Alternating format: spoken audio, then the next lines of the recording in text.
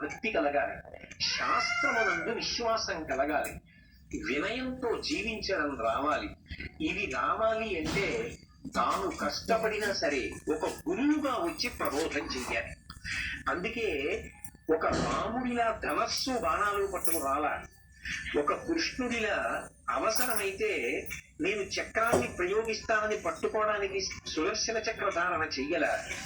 ఆదిశంకరాచార్యుల వారిగా అవతార స్వీకారం చేసి యావత్ భారతదేశాన్ని కూడా పాదచారి అయి పర్యటించాడు.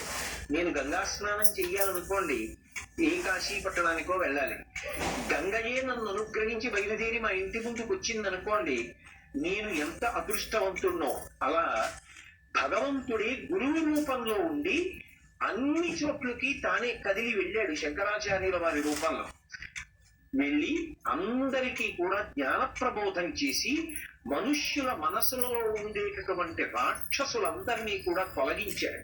తొలగించడం కాదు, ఎప్పుడో శంకరాచార్యుల వారిగా వస్తే సరిపోదేమోనని ఆయనే మళ్ళీ మళ్ళీ అవతార స్వీకారం చేశాడు. అసలు నిజంగా నేను చెప్పాలి అంటే ఈ దేశపు గౌరవం ఎక్కడి నుంచి వచ్చిందో తెలుసా? గురువుల వలన వచ్చిన గౌరవం. అందుకే భారతదేశం అనేటప్పటికీ వెంటనే 2 చేతులెత్తి ప్రపంచ దేశాలన్నీ నమస్కారం చేస్తాయి. ఎందుకు నమస్కారం చేస్తాయంటే 4 వేదాలు పుట్టిన భూమి, భగవద్గీత పుట్టిన భూమి, రామాయణ భారత భాగవతములు పుట్టిన భూమి, ఎందరో ఋషులు పుట్టిన భూమి.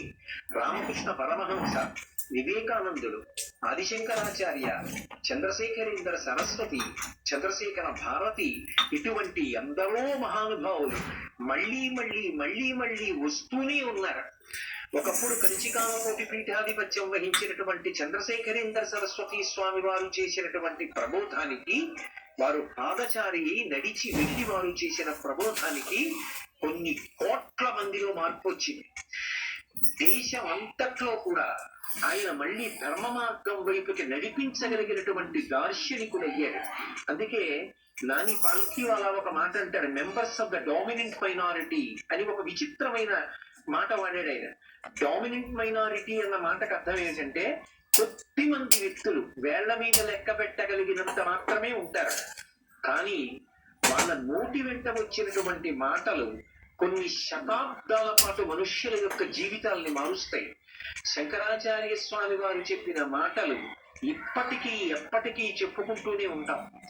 చంద్రశేఖరేంద్ర సరస్వతి స్వామి వారు నడిచి చూపించిన బాట, వారు చెప్పిన మాట ఎప్పటికీ జ్ఞాపకం ఉంచుకుంటాం. రామకృష్ణ పరమహంస, వివేకానందుడు, భగవద్గీత ఇటువంటివి ఎప్పుడూ స్మరిస్తూనే ఉంటాం. మహాత్ముల జీవితాలలో ఎన్ని కష్టాలు రానివ్వండి, వాళ్ళు అలాగే ఊహించుకుని మనుష్యులకు సుధాప్రబోధం అంటే అమృతాన్ని వాక్కుల ద్వారా పంచిపెడుతూనే ఉంటారు. దాని చేత మనుష్యుల యొక్క జీవితాలు మారతాయి. మీరు ఎన్ని పోలీస్ స్టేషన్లు పెట్టైనా సరే సాధించలేని శాంతి భద్రతలు ప్రజల యొక్క మనసులలో వచ్చినటువంటి మార్పు వల్ల, వాళ్ళు ధర్మాన్ని పట్టుకున్న కారణం చేత నేరముల యొక్క సంఖ్య తగ్గి ప్రజలందరూ కూడా ప్రశాంతంగా ఉండడానికి వ్యవస్థ ఏర్పడుతుంది. అందుకే ఒక గురువు యొక్క గొప్పతనం చెప్పడానికి ఎవ్వరి యొక్క వాక్కు సరిపోదు. మహాభారత కాలం దగ్గరికి వచ్చేటప్పటికి ఒక క్లిష్టమైన సమస్య వచ్చింది. ఏమిటి ఆ సమస్య అంటే అపారమైనటువంటి అధర్మం పెంచు పెరిగిపోయింది. కలిపురుషుని యొక్క అంశలో దుర్యోధనుడు వచ్చాడు. జరాసంధుడితో ప్రారంభం చేసి ఎందరో రాక్షసులు, అసలు కృష్ణుడు పుట్టేటప్పటికీ కన్నులు తెరవని కడుచిన్ని పాపడై దానవి చనుబాలు త్రవి చంపే అంటారు పూతనా సంహారం గురించి పోతన గారు. ఇంకా కళ్ళు కూడా విప్పనటువంటి చిన్న పిల్లవాడిగా ఉండగా చంపడానికి పూతన వచ్చింది. ఆ పూతన, అలాగే ఆ శకటాసురుడు, ఇటువంటి వాళ్ళని ఎంతమందినో కంసాదులను సంహారం చేసి అసలు నిజంగా కురుక్షేత్ర యుద్ధం ప్రారంభమయ్యే వేళకి దుర్యోధనుడి వెనకాతల ఇందరూ నిలబడితే అసలు అర్జునుడికి శక్తి సరిపోదని కృష్ణ పరమాత్మ ముందు నుంచే కొంతమందిని ఖాళీ చేస్తూ వెళ్ళారు. వెళితే 11 అక్షౌహిణీల సైన్యం దుర్యోధనుడి వెనక నిలబడింది. 7 అక్షౌహిణీలు అర్జునుడి వెనక నిలబడింది. సరే, కురుక్షేత్రం అన్నది ఎప్పుడో జరిగింది. అసలు ఆ కురుక్షేత్రం యుద్ధ భూమిలోకి వెళ్లి అర్జునుడు తట్టుకోవాలి. అవతల భీష్మాచార్యుల వారు ఉన్నారు, కర్ణుడు ఉన్నాడు, కృపాచార్యుడు ఉన్నాడు, అశ్వత్థామ ఉన్నాడు. ఇటువంటి వాళ్ళు ప్రయోగించేటటువంటి అస్త్రాలకి బదులుగా అస్త్రములు ప్రయోగించాలా? వాళ్ళు వేసినటువంటి అస్త్రములను తాను ఉపసంహారం చేయగలిగినటువంటి శక్తి ఉండాలా? మీకు చెప్పాను, అశ్వత్థామ బ్రహ్మశిరోనామకాస్త్రం వేస్తే అర్జునుడు ఉపసంహారం చేయించవలసి వచ్చింది. తాను వేసిన అస్త్రాన్ని తాను ఉపసంహారం చేశాడు. మరి అటువంటివి చెయ్యాలి అంటే విలువిద్యా నైపుణ్యం ఉండాలా? గదాయుద్ధం నేర్చుకోవాలా? శూలముతో యుద్ధం చేయడం రావాలా? భూమి మీద నిలబడి యుద్ధం చెయ్యాలి, గుర్రం మీద కూర్చుని యుద్ధం చెయ్యాలి, ఏనుగు మీద కూర్చుని యుద్ధం చెయ్యాలి, అనేకమైన వ్యూహములను రచించాలి, అనేకమైన వ్యూహములను భేదించాలి, ఇన్ని చెయ్యాలి. అసలు ఒక గురువు లేకపోతే అర్జునుడికి ఇంత విద్య ఎక్కడి నుంచి వస్తుంది? నరనారాయణుడే కావచ్చు కృష్ణార్జునుడు. కానీ ఈ కలియుగంలో ఈ భూమి మీద పుట్టాక ద్వాపర యుగం చివరలో కానివ్వండి, ఆ యుగంలో ధర్మ సంస్థాపన జరగాలి అంటే ఒక గురువు లేకపోతే వాళ్ళకి ఆ అస్త్ర విద్యనంతటినీ నేర్పేవాడెవరు? ఒకవేళ నేర్పాడు అనుకోండి, దీన్ని ధర్మం కోసం వాడతాం తప్ప మాకు ఎంత శక్తి ఉన్నా సరే ప్రాణం పోయినా మేము దీన్ని అధర్మానికి వాడం అని, ఇంత శక్తి ఉన్నప్పటికీ కూడా దాన్ని ధర్మం కోసం అని చెప్పి నిగ్రహంతో వాడగలిగినటువంటి ప్రజ్ఞ అంకురించాలి అంటే విద్య నేర్పేటప్పుడే ధర్మం మీద ఎంత అనురక్తి కలిగేటట్టుగా మాట్లాడగలిగినటువంటి నైపుణ్యం ఉండాలి. అటువంటి వ్యక్తిని ముందు సృజించకపోతే అసలు పాండవులకి, కర్ణుడికి, దృష్టజ్యుమ్నుడికి, వీళ్ళందరికీ ఎవరు నేర్పుతారు విద్య? ఎవరు నేర్పకపోతే రేపు పొద్దున కురుక్షేత్ర యుద్ధ భూమిలో ధర్మ సంస్థాపన ఎలా జరుగుతుంది? అధర్మాత్ములు ఎలా శిక్షింపబడతారు? వీళ్ళందరికీ విలువిద్య నేర్పడానికి ఒక కారణజన్ముడు రావాలి కదా.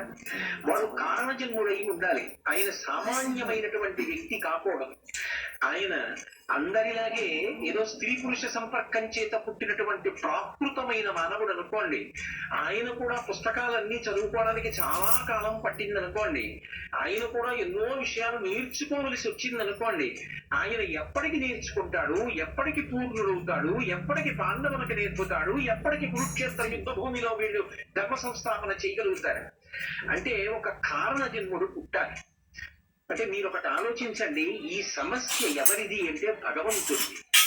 భగవంతుడికి వచ్చిన మొదటి సమస్య ఏది అంటే ధర్మ సంస్థాపన చెయ్యవలసి వస్తే, అసలు పాండవులకు విలువిద్య నేర్పవలసి వస్తే, విలువిద్య నేర్పి దానితో పాటుగా ధర్మమునందు అనురక్తి కల్పించి ధర్మం కోసం మాత్రమే దాన్ని ఉపయోగించగలిగినటువంటి ఓర్పు అవ్వాలి అంటే అలా చెప్పగలిగినటువంటి దక్షత కలిగిన వాడు ఒకడు ఉండాలి. అటువంటి వాడు వస్తే తప్ప నరనారాయణులుగా కృష్ణార్జునుడు వచ్చినా, వాయు అంశలో భీముడు వచ్చినా, అశ్వనీ దేవతల అంశలో నకుల సహదేవులే వచ్చినా ఇంతమంది ప్రతివీరుల్ని తట్టుకుని నిలబడడం సాధ్యం కాదు. ఒకవేళ వీళ్ళు గొప్ప అస్త్ర విద్యానిపుడులు అయిపోయినా కూడా ఇంత నేర్చుకున్న తర్వాత వాళ్ళకి గర్వం వచ్చి అయిందానికి కాందానికి వాళ్ళ దగ్గర ఉన్న విద్యనంతటినీ కూడా ఉపయోగించి స్వార్థం కోసం సమాజాన్ని భ్రష్టు పట్టించారనుకోండి, అప్పుడు ఏమైపోతుంది సమాజం? ఎంత ప్రమాదకరం! మీరు ఒక్కటి ఆలోచించండి. బాగా చదువుకున్న వాడు లోకాన్ని మోసం చేయడం మొదలు పెట్టాడు అనుకోండి, ఆయనకి చెప్పగలిగిన వాడు ఉండడు. నేను బాగా అర్థం చేసుకోండి. అందుకే రామాయణంలో సీతమ్మ గంభీరమైన ప్రశ్న వేసింది. ఇహ సంతో నవాసంతి సతోవాన అనువర్తసే తథాహి విపరీతాతే బుద్ధిరాచారవర్జిత అని అడిగింది. ఏమీ తెలియని అమాయకుడు ఓ జేబు దొంగతనం చేస్తున్నాడు అనుకోండి, పిలిచి కూర్చోబెట్టి ఎందుకయ్యా ఇలా చేస్తావు, ఎంత పాడైపోతావో తెలుసా, నువ్వు చేసిన దొంగతనం వల్ల ఎంత మంది జీవితాలు పాడైపోతున్నాయో తెలుసా, నీకు తెలియక జేబులో డబ్బు కొట్టేశావు, కానీ వైద్యం లేక ఆయన ఏమైపోయాడు, ఎందుకు ఈ పాపం మూట కట్టుకుంటావు అని చెప్పి మార్చచ్చు. కానీ బాగా చదువుకుని ఎంతో గొప్ప విద్య నేర్చుకుని తాను నేర్చుకున్న సాంకేతిక పరిజ్ఞానంతో కొన్ని కోట్ల రూపాయలు సంపాదిస్తూ లోకాన్ని మోసం చేయడం ఒక వ్యక్తికి వచ్చింది అనుకోండి, వాడు ఒక గదిలో కూర్చుని మోసం చేయగలడు ప్రపంచాన్ని. అలా నేర్చుకున్నాడు అనుకోండి.